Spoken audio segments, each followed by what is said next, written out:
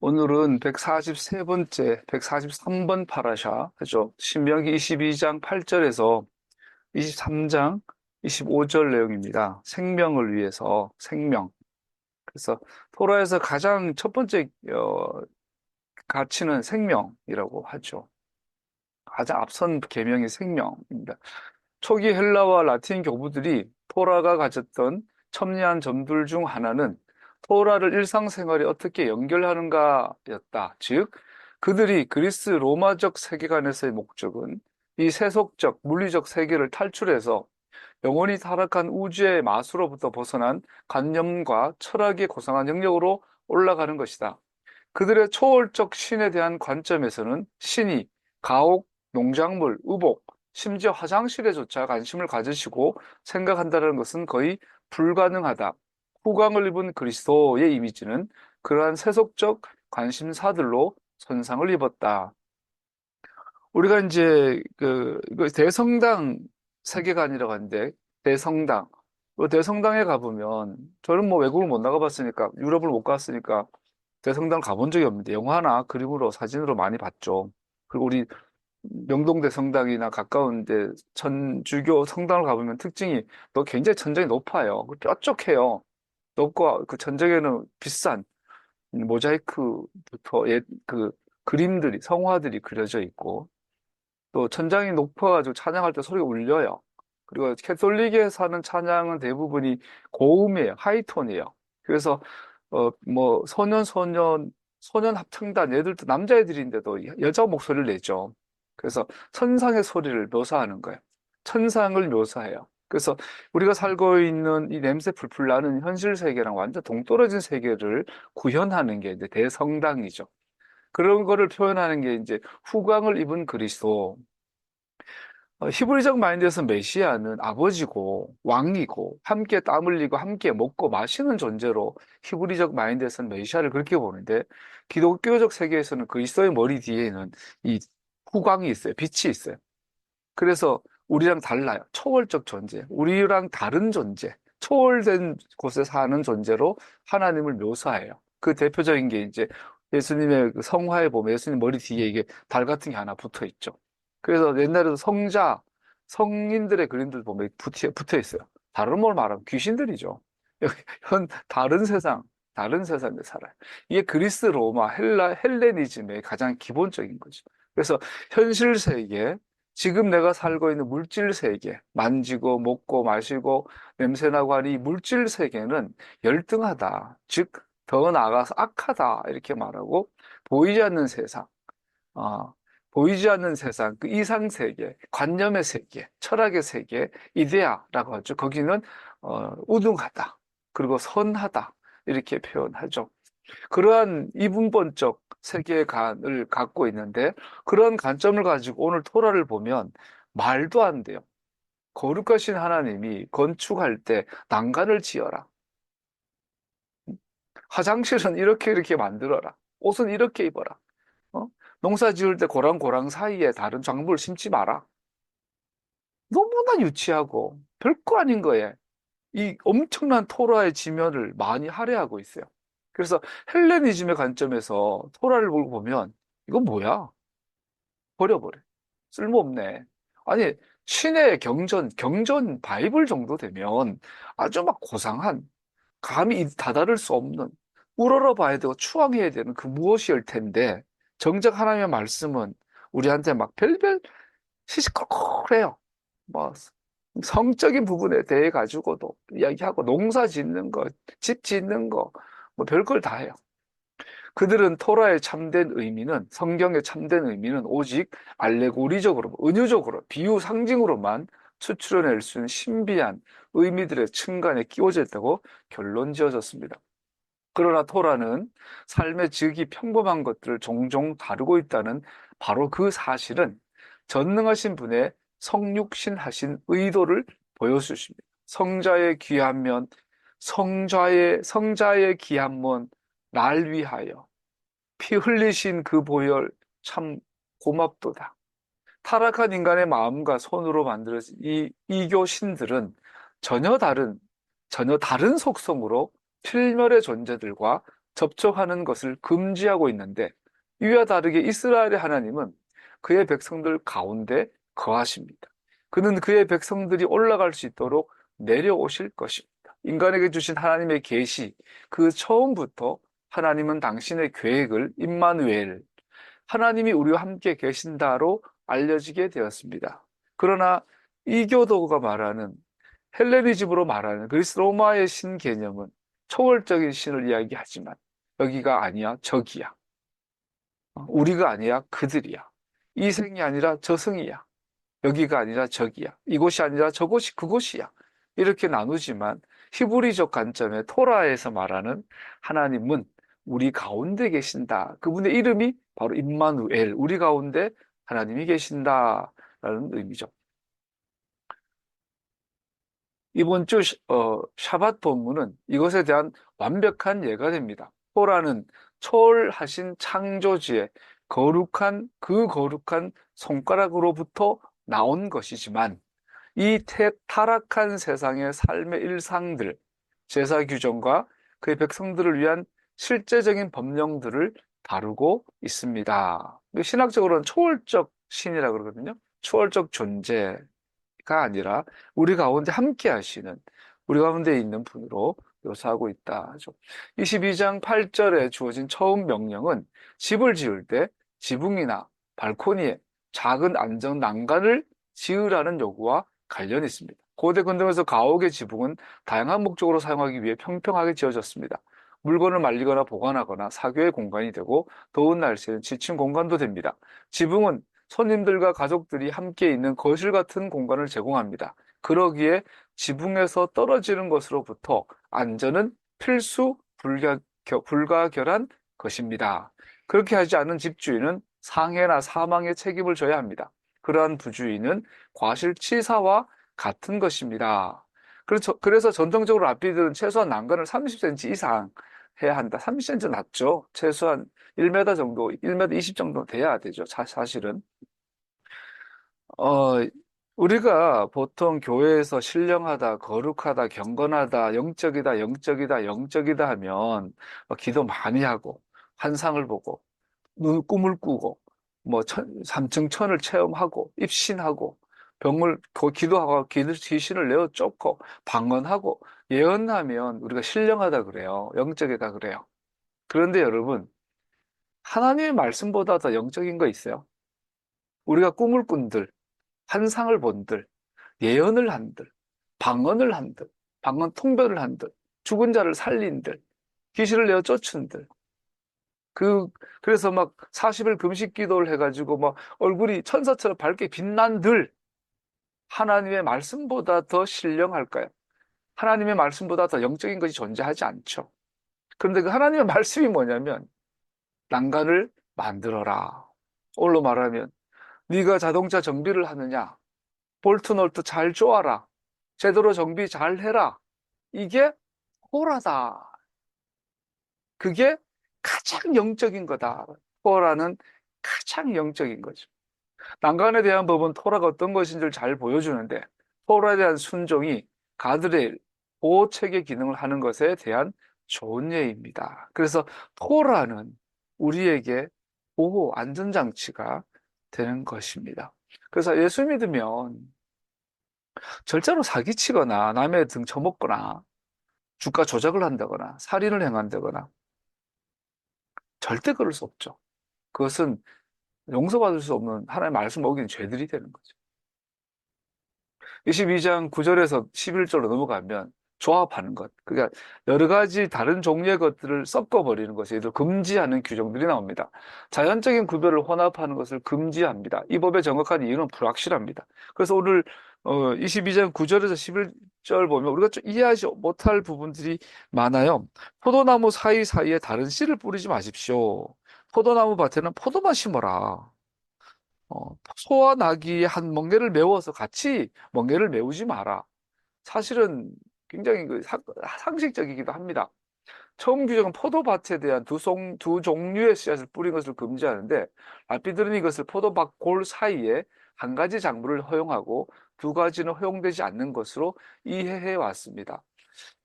여러분, 이때가 지금으로부터 3천 몇백 년, 여년 전이잖아요. 청동기 시대예요, 아직. 그리고 아직 철기는 이제 뭐 저기 해양 민족들, 우리가 블레셋이라고, 팔레스타인이라고 블레셋이라고 하는 그리스 로마에 있는 그 지중해 연안 북부 지역 정도가 이제 철기 문화가 이제 도입이 됐고, 그래서 다윗이 끝까지 블레셋하고 싸우고 한 이유가 블레셋은 철기 문화였거든요. 지금 모세 시대 여기는 아직 청동기 한창이에요. 그 청동기는 알다시피 재래식으로만 쓰여지지 실생활에 쓸 필요가 없어요. 물러가지고 무기로도 못 써요. 기껏 해가 왕들이 그냥 거울이나 만들고 나는 왕이다 그러고 들고 흔드는 정도지, 그걸로 뭐 무기도 안 되고 곡괭이도 안 되고 칼도 안 돼요. 그러니까 이 시대 이때는 농사 자체가 대부분 그냥 곡괭이로 나무 곡괭이로 또 돌로 돌도끼 뭐 이런 걸로 농사 지을 때예요.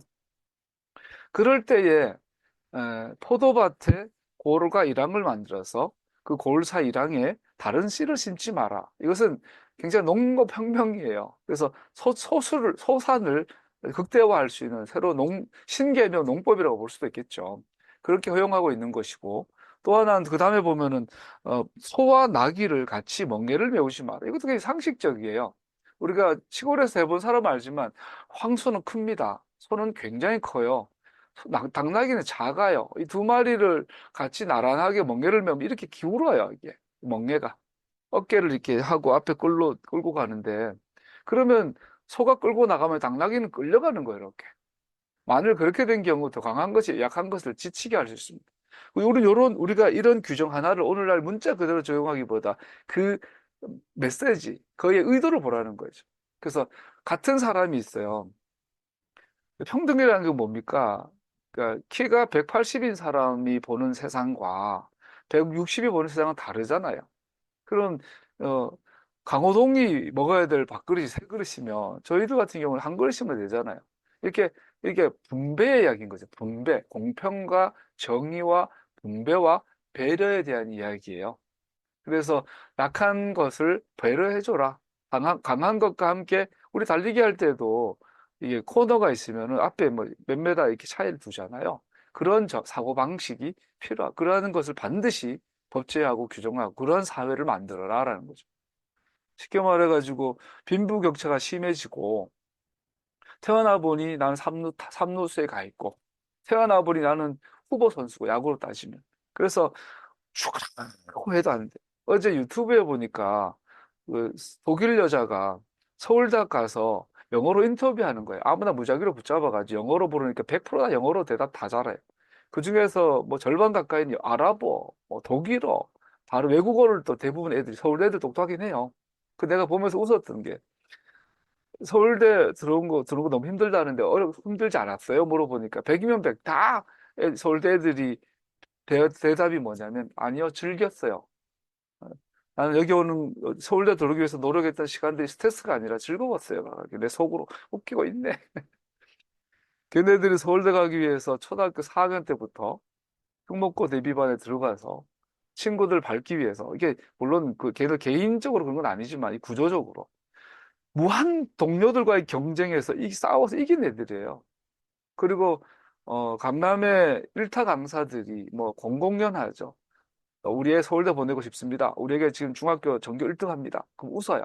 첫 번째 질문이 애 공부 잘하냐, 1등 하냐, IQ 매치냐 안 물어봐요. 아버지 돈 있어요? 농담이 진짜예요. 강남 대치동 강사가 그러더라고요. 아버님 직장이 뭐예요? 한 달에 뭐 연봉 어떻게 되세요? 저 별로 안 돼요. 그러면 한번 3, 4천밖에 안 돼요. 그래요? 그러면 할아버지는 어디 사세요? 할아버지 재산 좀 있어요? 그거 물어봐요.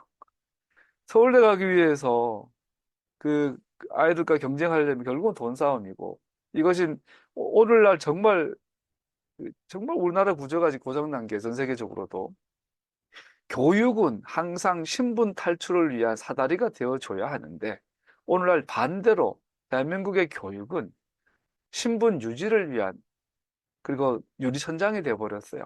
그래서 가난한 사람이 옛날에 제 친구는 되게 정말 가난한 하루 세 끼를 못 먹는 친구였는데 지금은 경찰 고위 간부가 됐어. 경찰대 나왔어. 근데 그 친구는 국영수는 항상 만점이었어요. 특히 수학은 전 세계 전국 탑이었어요. 그 시골 중학교에서. 걔는 평소에 학원 가본 적도 없고 그냥 선배들이나 공부를 잘하니까 선생님들이 불쌍해서 이게 참고서를 사주거나 얻어주고 그랬어요. 그거 보고 애가 전국 수학 경시대회 나가 1등하고 뭐 이러더라고요. 천재죠. 뭐 서울대든 뭐든 지 마음대로 갈 수 있었는데 너무 가난하니까 돈 안 드는 경찰대를 가서 지금 경찰 간부가 되어 있어요. 지금은 불가능해요. 머리 아무리 좋아도 이제는 지 머리만으로 안 돼요. 부모의 재력이 또 사회적 신분이 보장되지 않으면 안 되는 시기에. 성경은 분명히 말하잖아요. 황소와 당나귀와 함께 멍에를 매는 것을 금지한다. 강하고 힘 있는 사람의 보폭이 있고 약하고 가난한 사람의 보폭을 공평하게 적용해줘라. 만약에 그렇게 된 경우에 더 강한 것이 약한 것을 지치게 할 수 있다. 여기서 창조주께서 동물에게까지 그의 관심을 계속 가지심을 보여줍니다. 만약 그가 동물에게 관심을 갖고 계신다면 당신의 형상으로 지음받은 사람들에 대해서는 얼마나 더 많이 관심을 가지시겠습니까? 우리나라 국회에서 최상병 이제 통과가 됐어요. 그리고 국민의힘당이 필리버스터하는 국회에서 하는 걸 보니까 진짜 제가 뭐 개인적인 감정 갖고가 아니라 남대로 객관적으로 또 목회적으로 봤을 때 인면 수심들 인간이라면 저럴 수 없을 텐데 사람이 저럴까? 국민의힘당의 그 대화나 들어보면 사람이 아닌 것 같아요. 그 중에 예수 믿는 사람이 있다면 그 사람은 반드시 회개해야 될 거예요. 가난한 사람, 약한 사람들의 보폭을 배려하지 않는다라는 것은 옆으로 자꾸 빠지라는데 오늘 빨리 끝내야 되는데 그저께 이제 제가 일하고 있는 직장 동료 26살 된 아가씨가 저랑 입사 동기거든요. 좋은 대학을 나와서 같이 일하고 있는데 그 친구랑 차를 마시다가 걔가 그래요. 종부세가 걱정돼요. 제가 종합부동산세 낼 돈이 없는데 왜 자꾸 이재명은 종합부동산세 그거를 자꾸 내라고 하는지 그런 정부를 비판하는지 모르겠어요. 내가 너무 어이없어가지고 종합부동산세 난 내는 게 소원입니다. 1인 1주택 12억. 당신 10억 있나 보죠? 토지, 부동산 다 합쳐가 80억 가진 자에게 적용되는 건데 왜 당신이 종부세를 걱정하냐고. 종부세 낼 수 있는 사 우리나라 지금 상위 몇 프로다. 어떻게 종부세 걱정을 하냐. 정말 정말 그런 한심한 시대를 살고 있는 것 같아요. 하나님 분명히 말씀하고 계신 거죠. 내가 동물들이 차별받는 것도 내가 지켜보고 있다. 하물며 사람이 나의 형상을 닮은 사람이 서로 차별하고 불공평하게 대하는 것을 나는 반드시 기억한다라고 말씀하고 있는 거죠. 11절 가면 양털과 무명실 털을 섞어 짠 옷을 금지합니다. 물론 일상생활 의복에서 멋을 내는 것을 뭐라 금지하는 게 아니에요. 여기서 말한 두 종류의 실을 양털과 무명실을 섞어 짠다라는 것은 대제사장 옷을 말해요. 이 당시에 대제사장 옷은 화려한 옷, 여러 가지 색감이 섞여 있는 옷이에요. 그래서 대제사장 옷을 흉내내지 마라, 입지 마라. 대제사장 옷은 대제사장만 입어야 한다라고 말하죠. 여기에 더 나아가서 일반 백성들은 기름 부음용 기름과 하나님께 드리는 기름, 향료를 흉내내거나 제작해서는 안 된다. 그것은 오직 제사장들만, 레위인들만, 성전에서만 사용되는 것을 절대시하고 있는 거죠. 대제사장의 사역과 봉사는 구속에 대한 하나님의 길을 보여줍니다. 그래서 절대적이기 때문에 흉내도 내지 마라라고 명령하고 있는 거죠. 12장 12절로 넘어가면 당신들은 당신들이 입은 겉옷 자락 네 기퉁이에 술을 달아야 합니다. 민수기 15장 39절 읽어볼까요? 이 술은 너희로 보고 주님의 계명을 기억하며 준행하고 너희로 방종케 하는 자기의 마음과 눈의 욕심을 쫓지 않게 하기 위함이라. 찌찌띠를 말해요. 그래서 이스라엘 백성들은 옷의 네 기퉁이에 네 쪽에 이거 30cm 정도 되는 긴 술을 달아야 돼요. 흰색 술인데 하얀색 실이 하나 감겨 있어요. 제사장 왕국으로서 이스라엘의 삶은 성전을 중심으로 이루어졌으며 그곳에서 하나님의 속죄 방법은 제사장의 봉사와 희생을 통해 이루어집니다. 그래서 이 찌찌들을 통해서 목적이 뭐냐? 찌찌들은 술이나 또는 실가닥이라고 말하는데 꼬이거나 닦는 방식을 말하며 현자들은 테틀렛, 파란색 실을 감싸고 묶는 것으로 이해합니다. 박해 시절엔 탈리카탄, 작은 탈릿이라는 더 작은 옷에 숨길 수 있는 기능을 제공해 내 기퉁에 달았습니다. 찌찌뜨의 목적은 너희가 그것을 바라보는 것입니다. 그래서 우리가 모든 일상생활에서 남자들은 겉옷에다가 찌찌뜨를 4개를 달아야 돼요. 그렇게 되면 뭐죠? 그 옷 입고 술집에 갈 수 있겠어요? 그 옷 입고 범죄를 저지를 수 있겠어요? 그 옷 입고 다른 사람을 모함하고 다른 사람의 사기 칠 수 있겠어요? 그 옷을 입고는 아무것도 못해요. 오직 하나님 앞에서 정직하게 살아가는 것을 상징해요. 그래서 이것은 그 옷을 실제로 입으라고 명령하고 있어요. 심지어 박해 기간에도 히틀러가 유대인들을 구별하는 많은 찌찌들을 보고 제 유대인이 확실한 거죠. 그래서 박해 기간에는 찌찌들 안에다가 숨겨서 입기도 했다 그래요. 우리가 교회 차 있잖아요. 교회 차에 보면 무슨 교회 쓰여져 있잖아요. 그 무슨 교회란 이름이 붙어 있는 차를 몰고 다닐 때는 교통신호 잘 지킵니다. 왜? 내가 신호 위반하면 교회를 욕하니까. 제가 그 회사 차를 끌고 가면 이 차는 구델소라는 이 장애인 복지재단의 이름이 찍혀 있어요. 그리고 장애인을 섬긴다는 복지기관의 차라는 게 되니까 운전할 때 아무래도 조심스러워요. 마찬가지죠. 찌찌떼의 목적은 자타가 공인하는 하나님의 자녀다. 나는 하나님의 자녀답게 주의 말씀으로 살리라. 이것이 찌찌떼의 목적입니다. 그리고 이것은 여자한테 해도 됩니다. 그러나 여자들한테는 금지된 것이 아니라 면제된 것이기 때문에 본인이 원하면 할 수 있습니다. 그럼 우리는 그러잖아요. 너무 번거롭다. 옷 입고 막 운동도 하고 해야 되는데 찌찌고 달고 해야 되냐? 예.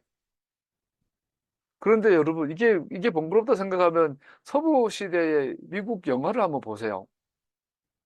진짜 지저분하죠. 서부 시대의 마을은 막 먼지 투성이고, 진흙밭 투성이고, 더럽고, 샤워할 곳, 물도 없고, 사막 한가운데 있어요. 그런데 여자들이 다 드레스 입고 있어요. 흰색 드레스. 이해가 안 돼요. 미국의 서부 시대 보면 여자들이 막 드레스도 그냥 드레스가 아니야. 어깨 뽕 놓고, 가슴 뽕 놓고, 엉덩이 펑침퍼짐하고, 뭐, 이런 드레스를 입고 돼지 우리에 똥을 쳐요. 거름을 치우고, 밥을 하고, 말 키우고 막 이래요. 그리고 미국의 영화 보면 진짜 웃긴 게 그 배관공이라 그러나?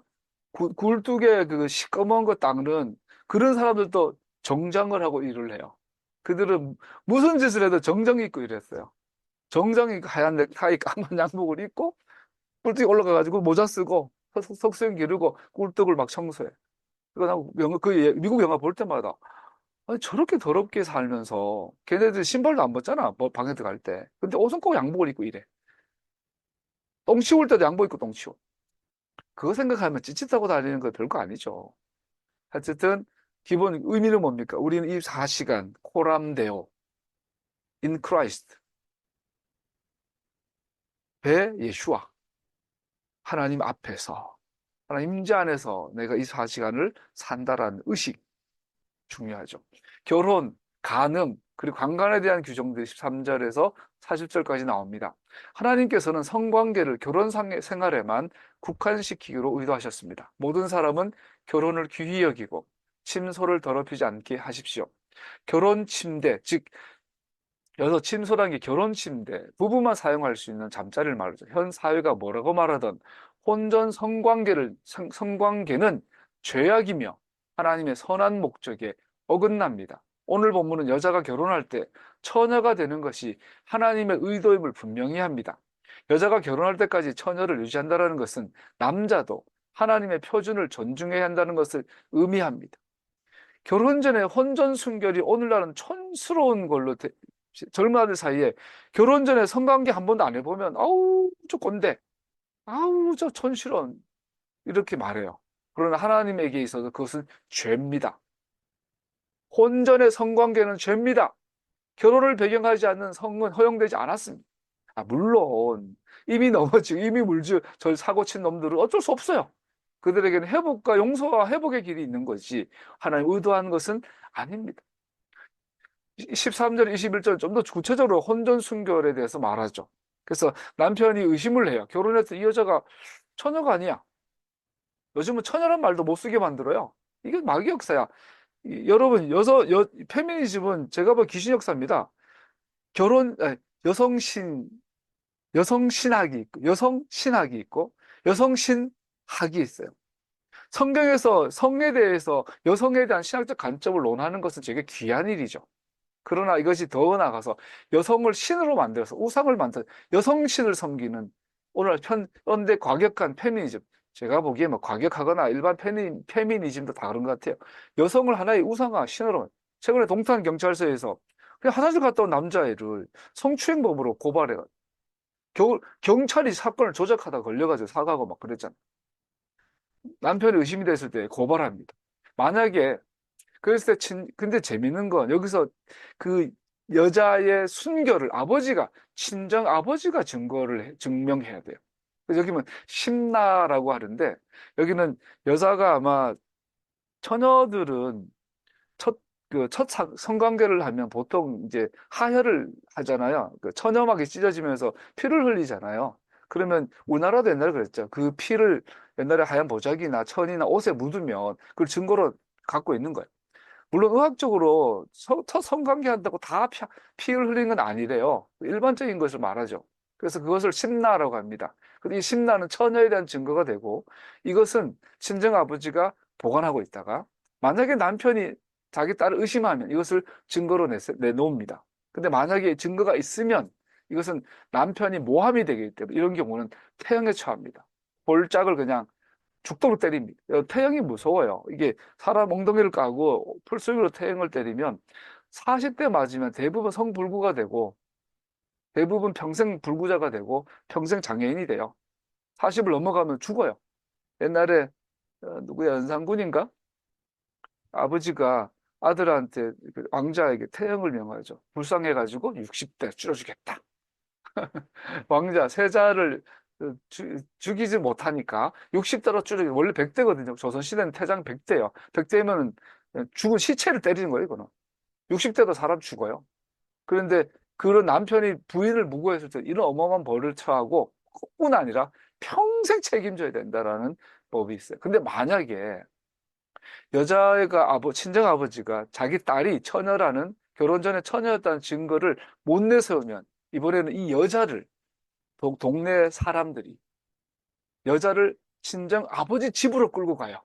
그리고 아버지가 보는 앞에서 처녀를 돌로 투석해요. 사형시켜요.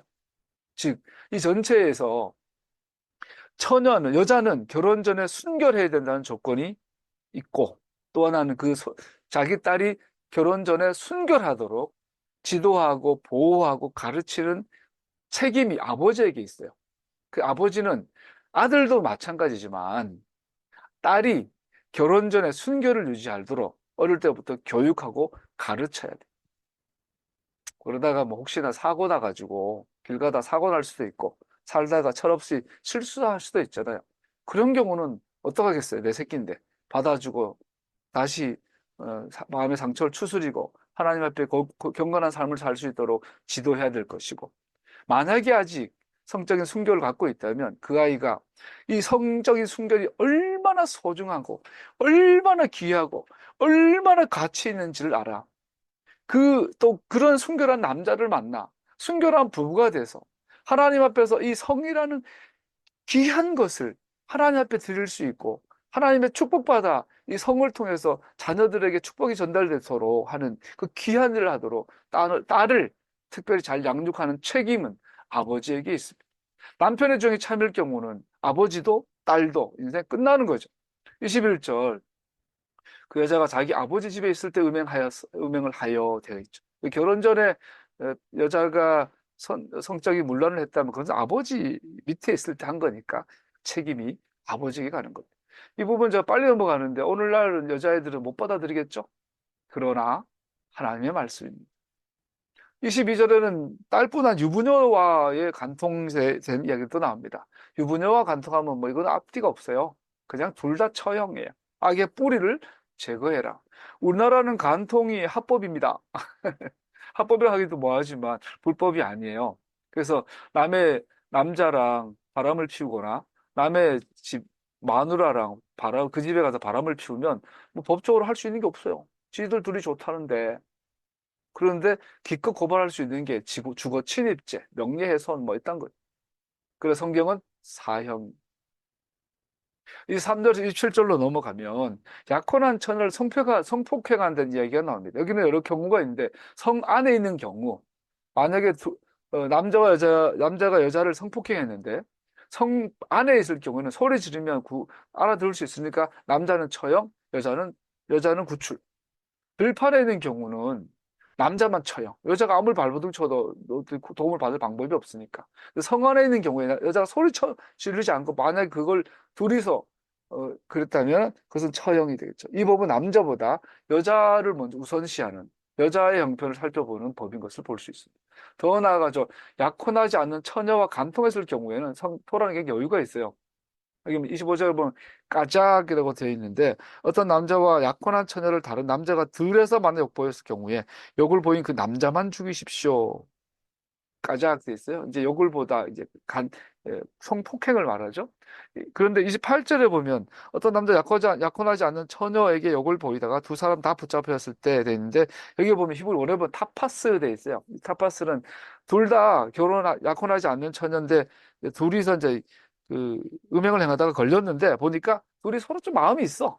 그런 경우는 서로 결혼시켜라. 이 사건은 간간히 앉아 유혹한 경우고 처녀의 아버지가 은 50세 이런 경우 남자가 당신 딸을 내가 유혹해가지고 결혼 전에 성관계했으니까 죄송합니다. 그리고 벌금을 내요. 50세계에 대한 벌금을 내고 당신 딸을 내가 책임지겠습니까? 그리고 평생 결혼해서 이런 경우는 무슨 일이 있어도 이혼이 안 돼. 절대 죽을 때까지 살아야 돼. 그래서 이스라엘 사회에서 한 남자가 성욕을 못 이겨서 지나가는 여자를 성폭행을 했다면 본인이 알아야 돼요. 아, 내가 죽든지 아니면 저 여자 평생 데리고 살아야 돼. 그런 각오가 들어섰으면 어디 가가지고 사고 치란 말이야. 근데 오늘날은 뭐 원나잇 뭐 이렇게 개념도 나오는 심각한 타락의 시대를 살고 있죠. 어, 뭡니까? 우리나라 그 표를 보니까 낙태도 심각해요. 우리가 가르쳐야 되죠. 뭐, 죄인들이니까 애들이 만약에 하나님 앞에 순결하게 살도록 가르치지만, 지들이 뭐 젊은 애들, 술 처먹고 돌아다니다가 눈에 맞아가지고 사고 치여가지고 애가 들어섰어. 그거 어떡 하겠어? 나가서 길러야지.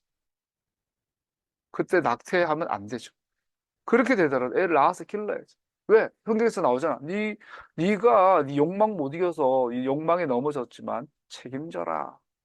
우발적인 유혹과 성적 관계는 지속적 책임 있는 관계가 어렵고 이혼의 가능성이 높습니다. 그러나 이 구절은 그럴 경우에라도 지속적 책임을 요구하며 이혼을 방지하고 있습니다. 네가 원나잇을 해서 애가 들어서서 책임져. 그 여자도 그 아이도. 이게 성경의 원리입니다. 30절에는 이건 이해할 수 없는 부분이긴 하지만 뭐 어렵진 않습니다. 여기 보면 아무도 자기 아버지 아내를 취하지 못하고 아니 자기 아버지 아내면 엄마인데 그건 우리 세상이고 생각이고 옛날엔 일부 다처제가 일상이었잖아요. 일부 다처이다 보니까 우리가 인목 대비 광해군이 그 광해군 아버지 선조가 천하의 쌍놈 선조가 이순신이 자살한 것 같죠. 선조 때문에. 근데 선조의 일대기를 읽어보면 이건 인간도 아니에요. 오늘 국민의힘당 애들 보는 것 같아요. 근데 그 선조가 광해군을 그렇게 싫어했어. 그래서 이제 나이 60이 넘어가지고 결혼하고 싶다. 그래서 결혼을 해요. 그래서 들인 여자가 임목대비인데 이 여자는 나이가 몇십 년 차이 나가지고 그때 세자가 광해군이었는데 선조의 아들이 광해였는데 이 광해보다 7살인가 어렸어요. 나이가 훨씬 어린 여자를 이제 엄마가 된 거야. 선조가 결혼해서. 어린 여자가 애를 낳는 걔가 영창대군이야. 근데 선조가 일찍 죽어버렸어. 그 선조는 영창대군을 다음 왕으로 세우고 싶었는데 그 전에 죽어버렸기 때문에 세조였던 광해가 왕이 된 거야. 그래서 이 광해는 영창대군을 강화도 유배 보내가지고 산채로 불을 태워가지고 방에 넣고 삶아 죽여요. 자기 친동생을. 그리고 임목대비를 아주 끝까지 구박하고 완전히 뭐 덕수궁에 갇혀가 죽을 때까지 가둬버려요. 이런 경우야. 엄마인데, 내 아버지의 부인인데, 나보다 나이가 막 거의 7, 8살 어려. 옛날에 비일비재했어요. 그러다 보니까 아버지가 죽거나 멀리 있거나 하면 자기, 아버지의 첩이죠. 아버지의 첩하고 그눈 맞는 경우가 옛날에는 되게 많았던 거죠. 그래서 그런 경우를 금지하고 있는 거죠. 고대군은 일부 다처가 유행했고, 여자들이 어린 나이에 결혼을 많이 했습니다. 아들과 후처들과의 나이가 비슷하거나 같은 경우도 많았습니다. 이것은 근친상간의 문제가 아니라 아버지의 전 아내를 아내로 취하는 문제를 금지하고 있는 것입니다. 이것은 가족 단위 안에서 높은 수준의 결혼 관계의 경건성을 필요로 합니다. 결혼의 계약은 유일무이한 구속력을 가지며 배타적입니다. 이를 통해 자녀들에게 축복이 흘러갑니다. 결혼은 지구상에서 우주에서 가장 절대적이고 가장 배타적이에요. 한 남자와 한 여자가 하나님 앞에서 정식 부부가 되면 이거를 깨트릴 사람은 없어요. 부모도 안 돼요. 왕도 안 돼요. 대통령도 안 돼요. 이 부부 결혼 관계는 절대로 끊을 수 없는. 그래서 즉, 두 사람만이 성적인 것을 서로에게 허용되어 있어요. 육체적 관계는 남편과 아내를 하나로 묶는 신성한 계약의 특권이자 승인으로 받아들여야 함을 강조합니다. 즉, 부부는 하나님 앞에서 성적인 관계가 허락된 유일한 사이예요. 이것을 깨트리는 것은 절대 불가능하고, 이것을 깨트린 것은 하나님 앞에 엄청난 큰 죄가 됩니다. 넘어가서 이 3장으로 넘어가면 이스라엘의 총회, 아도나이의 총회라고 되어 있어요. 주님의 총회, 이스라엘의 총회라고 되어 있는데 카하라고 에클레시아의 원형이 되겠죠. 하나님의 교회, 이스라엘의 총회. 이 회라는 이 용어는 모든 이스라엘 사람 묘사는 넓은 의미로 사용되지만 오늘 본문에서 이스라엘 총회는 아도나이의 총회는 행정 권한을 가진 지정된 장로의 통치 기구를 말하는 것으로 나타납니다. 지금으로 말하면 대통령, 뭐 국회의원, 또 고위공무원들 뭐 이런 그런 행정 조직을 말하겠죠. 즉 중앙 통치 총회를 오늘 이스라엘 총회로 이해할 수 있습니다. 즉 이스라엘 총회, 이스라엘의 리더 자리에서 금지된 자가 거세한 자, 금지된 결혼의 자손들, 그 암몬과 모압 자손입니다. 물론 이분들이 일반 이스라엘 백성이 되는 건 가능해요. 그러나 이스라엘의 지도자가 되는 것은 막고 있어요. 그래서 거세한 자라는 것은 어, 뭐 고자라 그죠. 고자. 이 스스로 23절에 보면 고환이 터졌거나 음경이 잘린 사람, 뭐 의도적이든 사고든 뭐 있죠. 사마천에 보면 사마천이 내시였거든요. 우리나라도 내시가 있잖아요. 사마천에 보면 그 고대 중국이나 우리나라에서 고대 사회에서 건강한 남자가 스스로 자기 성기를 절단하고 고자가 되는 이야기가 자세히 묘사되어 있는데 들어보면 막 끔찍합니다. 무명실 같은 걸로 남자의 성기와 고환을 꽉 묶어요. 그래서 며칠 지나면 짓물러서 피가 나죠. 더 세게 묶어요. 더 세게 묶어요. 그러다가 많이 죽었대요. 그러다면 시간이 지나고 나면 칼로 자르는 것이 아니라 이게 상처가 났다가 아물고 났다가 아물고 그러다가 결국은 성기랑 고환을 잘라내 버리는 거죠. 그러면은 사람의 남적 본성은 남아 있는데 성기가 없는 상태가 되는 거예요. 그러니까 막 이 사람은 굉장히 성격적인 개팍이 나가는 거예요. 그게 옛날에 넷이었다고 그래요, 넷이. 그러니까 옛날에 넷이가 된다는 것은 생명을 건 거였고 뭐 되게 뭐 대단한 거죠. 그러한 자들을 이스라엘 총회는 출입 금지가 시켰는데 이것은 우리가 이해할 필요가 있는 것은 그 당시에 일부 이교 국가의 형벌의 한 형태였어요. 그 옛날에 거세는 사형의 버금가는 였기 때문에 아마 거세한 자라는 것은 다른 나라에서도 우리나라로 말하면 이제 다른 나라의 중범죄가 되는 거죠. 우리나라에서 중국에서 뭐 우리나라에 귀화 신청을 했는데 와봤더니 중국에서 13명을 죽인 장첸이야.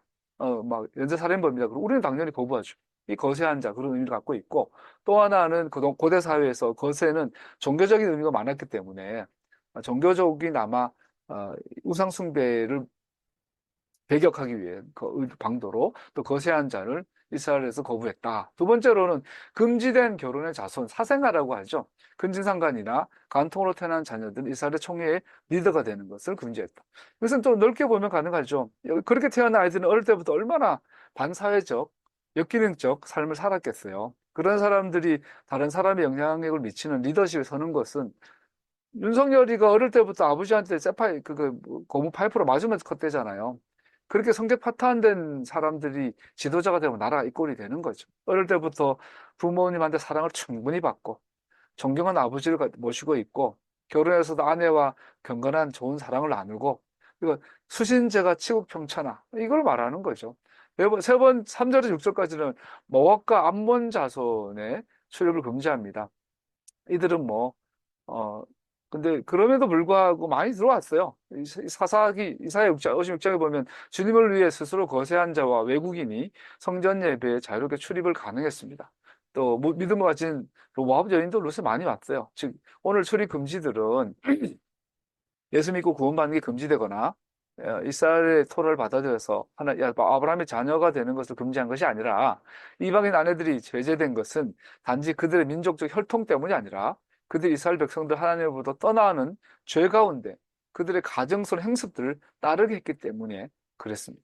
이스라엘의 일부가 된 사람들은 본토인과 동등한 지위를 받았습니다. 그럼에도 불구하고 이들이 이거 다 정리하고 진심으로 이스라엘 하나님을 자기 하나님으로 롯처럼 받아들인 사람들은 룻처럼 이스라엘의 본토인가 아브라함의 혈통적 후예들과 똑같이 지위를 부여받았습니다. 아마 학자들에 의하면 심지어 땅도 부여받았다고 해요. 우리가 여수와 갈렙을 이야기하잖아요. 여수와는 에브라임 족속이에요. 근데 갈렙은 유다족이라고 되어 있는데 갈렙의 족보를 따져보면요, 이 갈렙이 이방인이에요. 아브라함 혈통의 후손이 아니에요. 갈렙은 이방인인데 그 스스로 이스라엘 하나님 룻처럼 이스라엘 하나님을 모셔드리고 이스라엘산 언약의 당사자가 됨으로 말미암아 유다 지파에 속하게 되고 유다 지파와 똑같은 동등한 땅을 유산으로 받는 대표적인 케이스가 갈렙으로 많이 봅니다. 그래서 고대 사회에서 이스라엘은 오늘만 다민족 다문화 국가예요. 그러나 토라와 이스라엘 하나님 한 분 모시는 유일신 신앙을 외에 다른 거 다 짓으로 포기했을 때는 이스라엘로 받아들였어요. 그러나 과거의 관습이나 우상의 요소들을 갖고 있으면 다 배경. 이것이 오늘 이스라엘 총회로부터 배제된다는 기본 취지가 되겠죠. 여러분 저도 마찬가지입니다. 예수 믿고 나면 이 사고방식에서 사도행전 15장을 읽으면 간단해요. 사도 바울이 그러잖아요. 야, 이방인이 예수 믿고 성령 받아 하나님의 자녀가 된 거 너무 감사해. 그러나 얘들은 매주마다 모세 자리 앉은 자들한테 가서 배워야 돼. 그래서 어, 이방인들이 예수 믿게 되면 유대인이 되는 게 아니라 그리스도인이 예수님의 자녀가 되는데 그들은 매주 사bat 안식일 때마다 회당에 나가서 모세 자리에 앉은 자들 뭐죠? 토라 티처들에게 토라를 배워야 돼. 배워야 돼. 그런데 먼저 급하게는 우상 숭배를 멀리 끊어야 돼. 제사 지내는 거 끊어야 돼. 음행을 끊어야 돼. 이런 거 말하잖아요. 그게 사도행전에 나오고 고린도전서에 나오잖아요. 사도 바울이. 그래서 네가 이방인이지. 너 그리스 사람이지. 너 에베소 고린도 사람이지. 그러나 예수 믿을래? 아멘. 오케이. 그러면 너 오늘 당장 너 다시 절에 나가거나 제우스한테 절하면 안 돼? 아멘. 오늘 당장 음행을 끊어야 돼. 아멘? 아멘. 좋아. 그러면 이제부터 매주 토요일마다 샤바에 가서 토라 배워. 그 토라의 삶을 살아. 오케이? 아멘. 좋아. 그러면 너는 이제 예수님의 제자야. 이렇게 해준 거죠. 그래서 그게 일사의 일부가 된다는 의미가 되는 거죠. 23장 19절에서 14절로 가면 전쟁 동안에 군대의 진의 부정함에 대해서 하나님께서 규정을 주고 있어요. 심지어 전쟁 중에도 어떤 악한 일도 용납되어서는 안 된다. 이것이 하나님의 우리가 자꾸 토라는 막 과격하고 하나님은 막 무서운 엄한 분이고 하는데 그거는 우상 숭배를 맞잖아요, 여러분. 우리나라만 생각해봐도, 우리나라 와가지고, 남한에 와가지고, 김정은이 찬양하고, 김정일이를 찬양하고, 막, 그럼 어떻게 돼요? 그놈은 반드시 잡아넣어야지. 우리나라 와가지고, 일장기 흔들고, 막, 예? 일본의 궁국 빨간기 들고, 흔들고, 천황 폐하 만세! 이 딴짓 하면 반드시 잡아가지고 감옥에 쳐넣어야지. 마찬가지잖아요. 그러니까 이스라엘의 하나님이 진멸법이라는 건 그거에 가서 우상 숭배하는 것들은 다 없애라. 그러나 우상 숭배에 배경하는 것 외에는 모든 것에 전쟁에 있어서도 경건해야 되고 거룩해야 되고 함부로 겁탈, 강간, 방화, 약탈 금지. 이 전쟁하다가 예쁜 여자를 만나면 한 달 동안 접촉 금지 지켰다가 한 달 뒤에 다시 생각해봐. 이게 어떤 악한 일도 용납돼서는 안 되었습니다. 그래서 이스라엘의 전쟁은 약탈이 아닙니다. 살육이 아닙니다. 어, 이것은 전쟁은 정말 하나님의 나라를 이 땅에 구현하는 것이 이스라엘의 전쟁이었어요. 부정한 자는 그래서 이 전쟁에 참여를 금지했습니다. 시체를 접촉했다거나 비정상적인 분비물, 뭐 남자들은 몽종, 유출, 뭐 이런 거 피부병 이런 것들은 참여 금지했습니다. 그 진노의 진 안에 변소를 두는 것을 금지했어요. 똥술 나면 똥 밖에서 싸. 왜?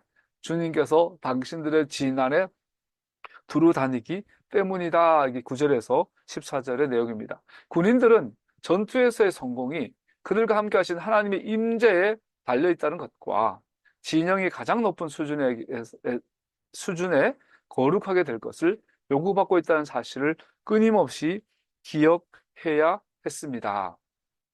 마지막으로 이 3장 15절에서 25절로 넘어가면 15절, 16절에는 도망친 노예가 왔어요. 그 주인에게 돌려보내거나 이득을 취하지 말라. 저는 문맥을 보면 전쟁 중인 걸 볼 수 있어요. 전쟁 중에 전쟁 포로죠. 그래서 상대방에서 우리한테 투항하거나 전쟁 포로가 된 자들이 있을 때 원래 돌려두지 마라. 여러분, 이스라엘의 군대로 투항해서 왔는데 돌려보내면 얘는 목 잘려 죽겠죠.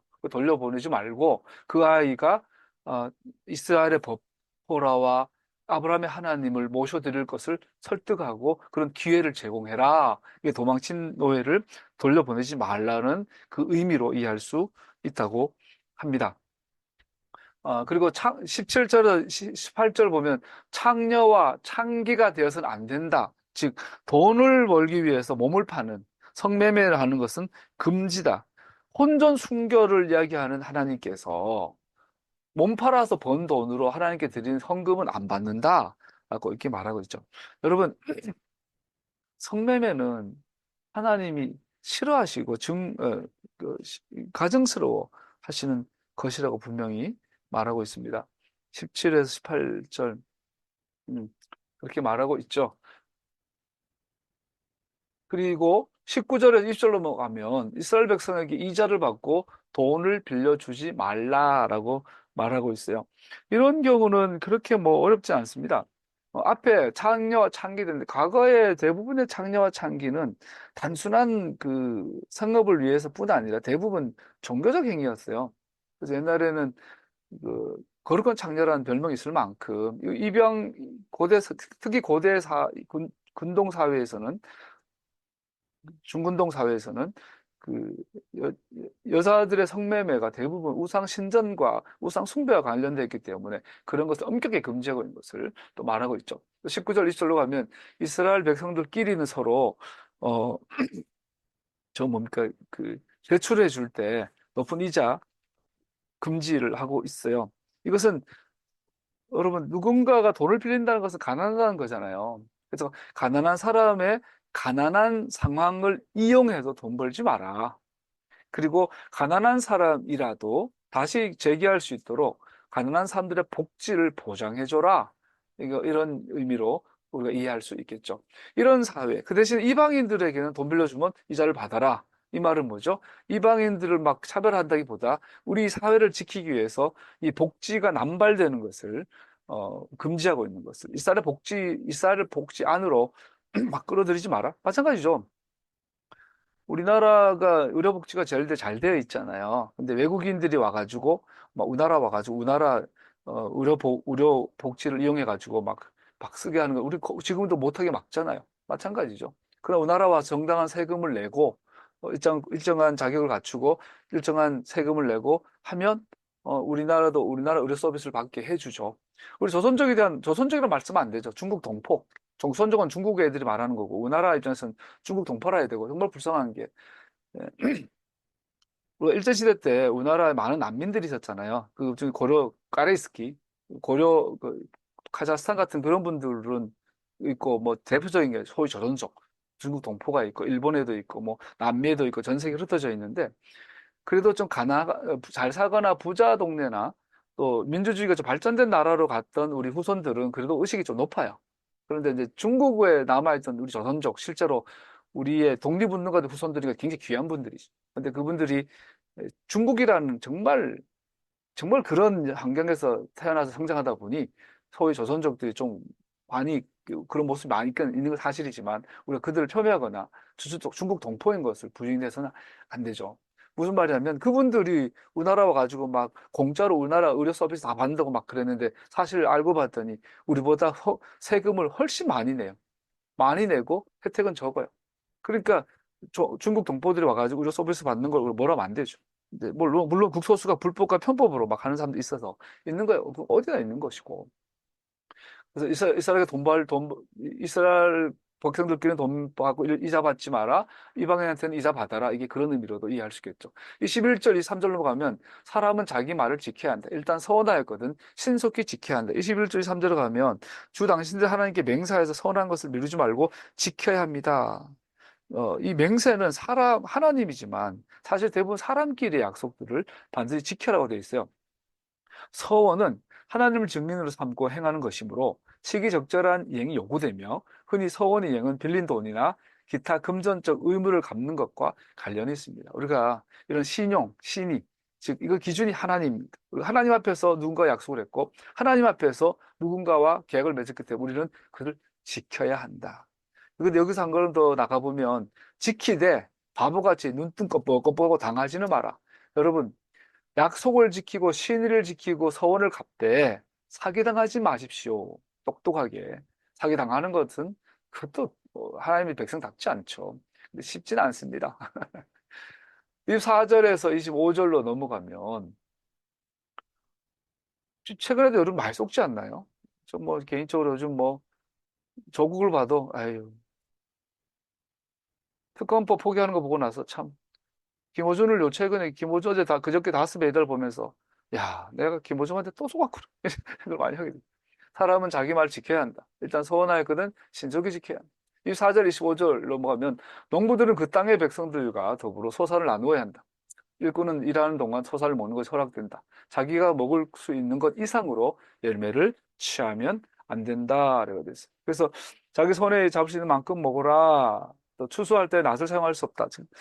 그 자기 땅에서 자기의 소산은 그렇게 하지만 대부분은 소장농이고 대부분 일꾼이고 대부분은 나그네로 있는 사람들에게 주인의 것에 떨어진 것은 주소 이삭죽기죠. 먹을 수는 있지만 남의 논에 함부로 낫대고 추수해가지고 가지 마라.